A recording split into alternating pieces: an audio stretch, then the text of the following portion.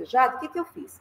Eu coloquei, aqui é uma pastinha de plástico, eu coloquei a letra A pontilhada dentro dessa pastinha de plástico e fiz esse outro A, que é esse outro A cheio, e coloquei também desse outro lado. Essa pastinha de plástico, gente, é uma pastinha para guardar documento, que tem, qualquer papelaria tem essa, acho que vem com 10 o saquinho, até com mais tem isso.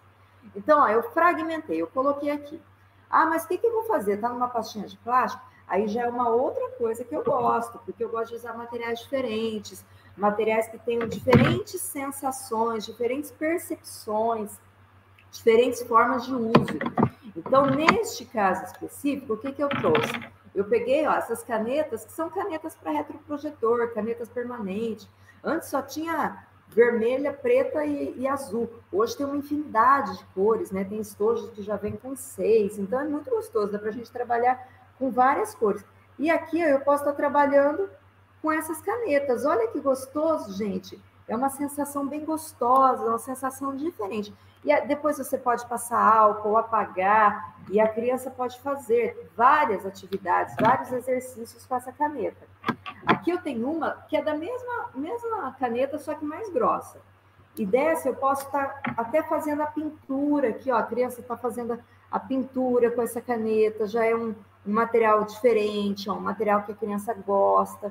Então, aqui eu estou mudando o suporte do material, eu estou tirando desse suporte aí, da atividade aí do papel, e estou mudando o suporte.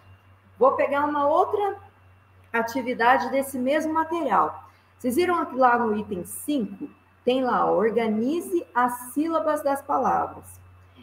Então, olha o que eu fiz aqui. Eu peguei esse potinho aqui, gente, aqueles potinhos que vem balinha em festa, né? Eu peguei esse potinho, o que eu fiz? Ó, primeiro, né, sapato. Então, organize as sílabas das palavras.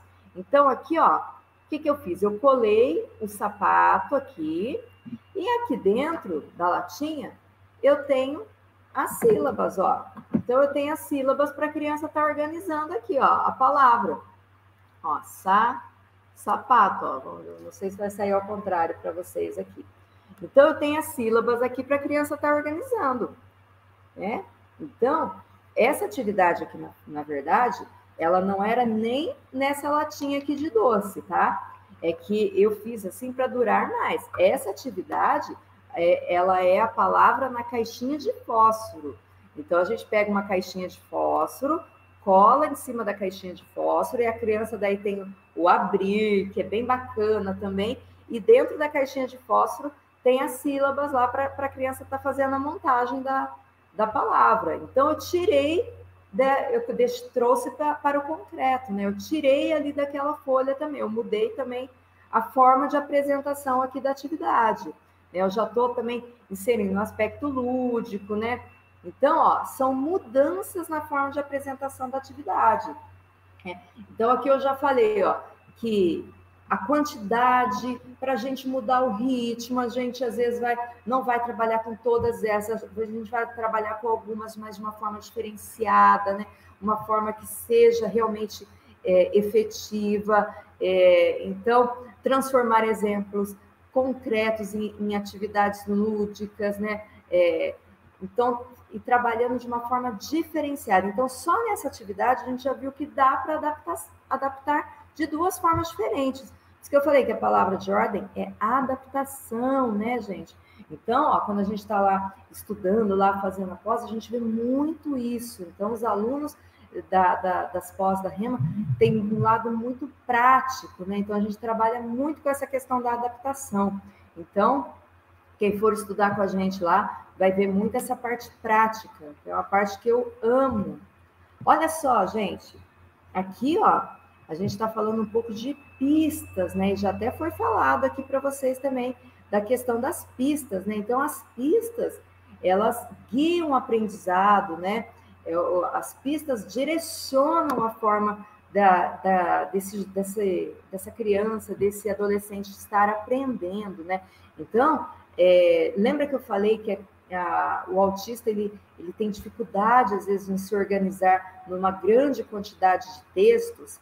As pistas visuais, elas acabam sendo um diferencial, elas acabam tomando lugar, às vezes, de uma grande quantidade de textos, ou às vezes a gente consegue, por meio de dicas visuais, de pistas, tirar um pouco até de informações verbais, às vezes, que não serão tão bem compreendidas. Então, pistas a gente usa de várias formas, né? Essas aqui são duas muito simples que eu coloquei para vocês. Até a gente vê uma aqui, que é a da tesourinha recortando, né, que se costuma ter atrás de embalagens, a de cola, mas também a gente pode estar fazendo junto e oferecendo essas dicas por meio de materiais concretos também, né? Aqui voltando aos exemplos concretos, então sempre trabalhar no lado do concreto. Eu tenho um jogo aqui que é para ensinar matemática, esse da pizza que dá para fazer divisão no concreto, que dá para fazer também trabalhar com a parte de frações. As letras, que eu gosto demais, gente, essas letras têm formas diferentes, elas têm aspectos sensoriais diferentes também, aspectos táteis, né? Outro jogo de matemática ali que usa contagem, usa essas luvas cheias de areia para fazer a contagem, e os blocos, as torrinhas de Lego lá, que dá para trabalhar até com a dezena. Então, olha que coisa lúdica, já trazendo o lado da brincadeira junto, né?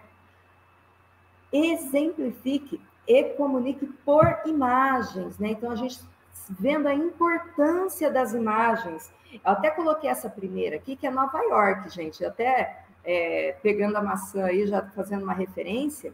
Quando a gente olha para essa imagem de Nova York, são tantas informações que às vezes a gente não consegue se focar em alguma ali. Então, Fantasma da Ópera, Hair, então são muitas informações. Quando a gente trabalha com imagem, e é uma área que eu sou apaixonada, a gente vê que o autista, muitos deles se comunicam e fazem uma leitura do mundo por imagem. Grande parte deles, gente, grande parte deles. Então, como que a gente vai trabalhar a imagem com esse autista? Eu trouxe duas maçãs ali numa primeira foto e uma maçã separada na segunda. Quando a gente pensa nessas duas maçãs, que estão na primeira foto, a gente vê que elas não estão só as maçãs. Tem maçã, tem folha, tem galho, tem fundo, né? Ou seja, eu tenho várias informações. Quando a gente pega essa outra maçã no fundo branco, o que eu fiz? Eu eliminei os excessos de informação, né? Então, eu eliminei o que não era essencial. Eu queria falar da maçã. Então, tenha consciência sobre o uso da imagem, né? Até aqui, depois, quem quiser ver, ó, tem um site apresentou uma pesquisa que eles fizeram da forma como o autista visualiza, né, quando ele entra no ambiente. Então, olha só, a visualização do autista seria a primeira aqui das duas imagens, seria mais centralizada. Então, ele olharia primeiro o elemento central daquela imagem, enquanto que na segunda foto, que já é de uma pessoa típica, já olharia mais o contexto geral. Não se esqueça que o aprendizado deve ser divertido, a gente já falou isso, né? Já falei do lado lúdico, de transformar em exemplos lúdicos, né? Então, isso é muito importante. Quem vem estudar lá com a gente vê muito isso, da gente sempre fala de brincadeiras, o uso dos jogos, atividades concretas, e pensar, tem gente que acha que o autista ele não se interessa por esse lado lúdico, esse lado da brincadeira, né? Na verdade, muitas vezes a gente vai ter que ensinar o brincar, vai ter que direcionar essa forma de interação dele, mas o lúdico é essencial no aprendizado desse educando. Cada indivíduo é único, né? Sempre olhar para cada um de forma diferenciada, né? Sabendo que cada um tem as suas características. O espectro ele tem uma apresentação muito grande de características. Então a gente tem que conhecer quem é o nosso aluno, né? Não existe uma receita pronta, por isso que é importante a gente estudar muito mesmo as características. Por isso que a especialização é fundamental, gente. O estudo, o conhecimento é fundamental, porque a gente tem que saber quais são as apresentações dentro do espectro, como que todas as características deles, todas as formas que ele se apresenta, conhecer muito a fundo isso mesmo, para que a gente possa ter um olhar individualizado para esse nosso aluno. Olha, todos da turma devem conhecer, mesmo que a gente esteja trabalhando com uma turma pequena, então a turma entender, as crianças conhecerem. Daí eu trouxe alguns livros que ajudam muito o professor nessa apresentação para a turma, né, da criança, o que é o TEA, né? Então, esses livros são livros infantis e que trazem, de uma forma bem lúdica, um pouco do que é o espectro. Então, até eu dei destaque para esse meu amigo autista, que é um livro que foi escrito por uma menininha de 9 anos, e ela narrando as experiências dela com um amigo dela autista. E tem um outro aqui também, que esse meu amigo faz que é da Andrea Werner, e ela é a mãe do Theo, que é um garoto, hoje ele já tem 14 anos, né? Que é um garoto autista, e ela é bem conhecida, assim, ela é bem atuante na causa autista. Então, quem quiser conhecer um pouquinho, esses livros são bem bacanas para a gente estar apresentando para a turma, né, um pouco sobre o autismo. Trabalhe de forma colaborativa, trabalhe em parceria, busque, né, conhecimento e busque também apoio de outros professores, né? Não fique ilhado, né? Às vezes o professor fica muito ilhado, né? Mas é gostoso fazer essa troca, né? Então, trocar informações, né? Então, estudar e trocar informações. Até esse tipo de ensino, que é um ensino que já faz parte da realidade na Europa e nos Estados Unidos também tem um crescimento muito grande. Então, conheça um pouco desse trabalho colaborativo, troquem informações, né? Estejam sempre trocando, não fiquem ilhados apenas na sua sala de aula, né? E aqui, gente, eu trouxe para... Terminando aqui, ó, eu vi que a Mara já está ali, mas já estou terminando, ó.